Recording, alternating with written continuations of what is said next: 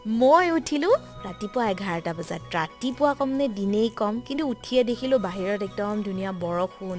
এইকেইটা দিন যে ইমান ধূলিময় হৈ গৈছিল, বৰষুণটো দেখি মনটো ভাল লাগি গ'ল। আহি দেখিলোঁ খুৰীয়ে পাচলি কাটি আছে, লগালগ মই গাটো ধুই ল'লোঁ, কিয় যে এঠাইত যাব লগা আছে। জল্দিতে ভাত কেইটামান মা ৰাতিপুৱা ঘুগুনি বনাইছিল, খাই দিলোঁ, আৰু বা আৰু টিকলাকেইটা লৈ পিনে আমি আহিলোঁ পাৰ্লাৰত।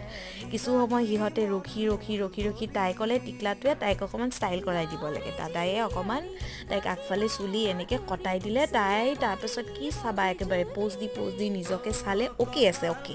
তাৰ পৰা ওলালোঁ আমি বৰষুণত তিতি উঠিলোঁ ই ৰিক্সাত আমাৰ জাৰ্ণি আৰম্ভ হ'ল। আমি গৈ পালোঁ মলতনো কি ল'ম, একো অইন বস্তু নহয়, খোৱা বস্তুৱে ল'লোঁ। একেবাৰে 1650 টকা খোৱা বস্তু লৈ আমি উলটি আহিলোঁ ঘৰত আহি ইমান ভোক লাগিছিল, যি আছিল তাকে খালোঁ। তাৰপিছত এয়া দেখিছে এতিয়াও বৰষুণ দিয়ে।